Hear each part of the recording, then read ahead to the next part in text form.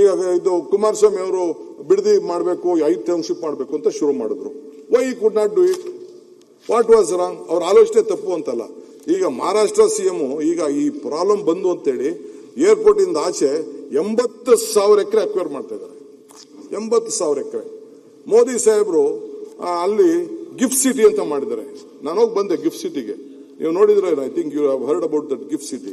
ನಾನು ಕೇಳಿದೆ, ಸರ್ ನಮ್ ಕೊಡಿ ಅಂದ್ರೆ ಇಲ್ಲ ಮಹಾರಾಷ್ಟ್ರ ಸಿಎಂ ಕೇಳ್ದಾಗ ಕೊಡಕ್ಕಾಗಲ್ಲ, ದೇಶಕ್ಕೆ ಒಂದೇ ಒಂದು ಎಕನಾಮಿಕ್ ಸೆಂಟರ್, ಅದನ್ನ ಫ್ರೀ ಝೋನ್ ಅಂತ ಮಾಡಿದ್ದಾರೆ. ಸೊ ಹೆಂಗ್ ಮಾಡಿದ್ರು? ಈಗ ಇವರು ಆಂಧ್ರ ಸಿಎಂ ಒಂದು ಹೊಸದಾಗಿ ಒಂದು ಸಿಟಿ ಮಾಡ್ತಾ ಇದ್ದಾರೆ. ಹೆಂಗ್ ಮಾಡ್ತಾ ಇದ್ದಾರೆ? ಕ್ಯಾಪಿಟಲ್. ಸಿ ಅಲ್ಟಿಮೇಟ್ಲಿ ರೈತರು ಜಮೀನುಗಳನ್ನ ತೆಗೆದುಕೊಳ್ಳಿಲ್ಲ ಅಂದ್ರೆ ಇವತ್ತು ಎಲೆಕ್ಟ್ರಾನಿಕ್ ಸಿಟಿ ಇರ್ಬೋದು, ನಮ್ಮ ಬೇರೆ ಬೇರೆ ಇರ್ಬೋದು, ITPL ಜಾಗ ಇರ್ಬೋದು, ಇದೆಲ್ಲ ಯಾರ್ದು? ರೈತರದ ಜಮೀನು. ಈಗ ಪೆರಿಫೆರಲ್ ರಿಂಗ್ ರೋಡ್ ಅವತ್ತಿನ ಕಾಲದಲ್ಲಿ ಮಾಡಿದ್ರಲ್ಲ, ಬಿಸ್ನೆಸ್ ಕಾರ್ಡ್ ಅಂತ ಈಗ ಮಾಡಿದ್ರಲ್ಲ, ಅದು that is a big vision. I am not telling no. ಎಲ್ಲ ಮಾಡಿದಂತ ಸಂದರ್ಭ ದೇವೇಗೌಡರು ಆಗ ಫ್ಲೈಓವರ್ ಮಾಡಿಸಿದ್ರು. ಏನ್ ತಪ್ಪು ಅಂತ ಹೇಳಕ್ಕಾಗ್ತದೆ? ಇವತ್ತು ನಾವು 100 ಎಕರೆ ಮಾಡಿದ್ದೀವಿ. ಅವತ್ತು ಅನಂತಕುಮಾರ್, SM ಕೃಷ್ಣ ಇಬ್ರು ಸೇರಿ ಬೆಂಗಳೂರಿಗೆ ಮೆಟ್ರೋ ತಂದ್ರು. It is there contribution.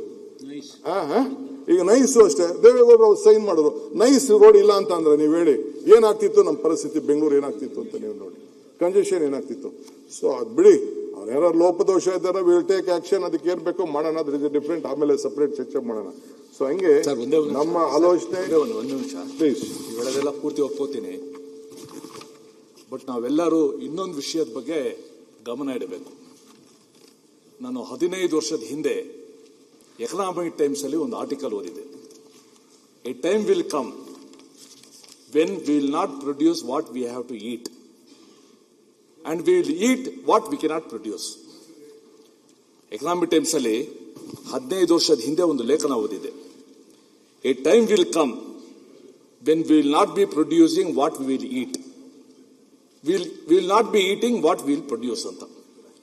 ಇವತ್ತು ನಿಧಾನಕ್ಕೆ ಡ್ಯೂ ಟು ವೇರಿಯಸ್ ರೀಸನ್ಸ್ ಎಷ್ಟು ಆ ಜಮೀನು, ಆಹಾರ ಉತ್ಪಾದನೆ ಮಾಡೋ ಜಮೀನು ಶ್ರಿಂಕ್ ಆಗ್ತಾ ಇದೆ ಅಂತಂದ್ರೆ ಮುಂದೆ ನಾವೇನ್ ತಿಂತೀವಿ ಅನ್ನೋದನ್ನು ಕೂಡ ಆಡಳಿತ ನಡೆಸೋರವರು ಗಮನ ಇಟ್ಕೊಂಡು ಇದೊಂದು ಬ್ಯಾಲೆನ್ಸ್ ತರದೇ ಇದ್ರೆ ಆ ಫರ್ಟೈಲ್ ಲ್ಯಾಂಡ್ ಕಲ್ಕೊಂಡು ಎಲ್ಲಿಂದ ನಾವು way we are going to produce fertile land, ಇದನ್ನು ಕೂಡ ಆಡಳಿತ ಇರೋರು ಗಮನದಲ್ಲಿ ಇಟ್ಕೋಬೇಕು. ಮತ್ತೆ ಇವೆಲ್ಲ ಪ್ರತಿಷ್ಠೆ ಅಂತ ಇಟ್ಕೊಂಡು ಹೋಗ್ಬಿಟ್ರೆ ಬಹಳ ಕಷ್ಟ ಆಗುತ್ತೆ.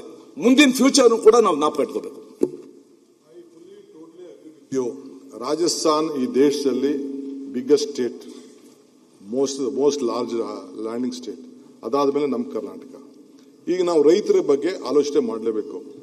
ರೈತಂಗೆ ಸಂಬಳ ಇಲ್ಲ, ರೈತಂಗೆ ಪ್ರಮೋಷನ್ ಇಲ್ಲ, ರೈತಂಗೆ ಪೆನ್ಷನ್ ಇಲ್ಲ, ರೈತಂಗೆ ರಿಟೈರ್ಮೆಂಟ್ ಇಲ್ಲ, ರೈತಂಗೆ ಲಂಚ ಇಲ್ಲ. ಆ ರೈತನ ಬದುಕಿಸ್ಬೇಕು. ಅದಕ್ಕೆ ನಾನು ಕೂಡ ಯಾವ ರೀತಿ ಸಾಧ್ಯ ಅಂತೇಳಿ ಯೋಚನೆ ಮಾಡ್ತೀವಿ. ಹೊಸ ಟೆಕ್ನಾಲಜಿಗಳೆಲ್ಲ ಬರ್ತಾ ಇದೆ. ಅದಕ್ಕೆ ಅವನಿಗೆ AI ಅದನ್ನ ನೋಡಿ ಮಾಡಿ ಅವ್ನಿಗೆ ಯಾವ ರೀತಿ ಗೈಡ್ ಮಾಡಬೇಕು ಅಂತ ಮಾಡ್ತಾ ಇದೆ. ಕೊನೆಗೆ ನೇಚರ್ಗೆ, ಸಗಣಿಗೆ, ಗಂಜಲಕ್ಕೆ ಅದಕ್ಕೆ ಆದಂತ ಒಂದು ದೊಡ್ಡ ಶಕ್ತಿ ಬರ್ತಾ ಇದೆ. ಹಸುಗಳು ಈಗ ಬಾಟಲ್ ನೀರು 25 ರೂಪಾಯಿ, ಈಗ 25-30 ರೂಪಾಯಿ ಆಗಿದೆ. ಹಾಲು ಬರೀ 30 ರೂಪಾಯಿ ಆಗಿದೆ. ಸೊ ಅವನ ರೈತನ ಬದುಕು, ಈ ಬದುಕು ಎರಡೂ ಸೇರಿ ಹೆಚ್ಚು ಕಮ್ಮಿ ದೊಡ್ಡದಾಗಿದೆ. ಇವೆಲ್ಲ ಕೂಡ I fully agree with you.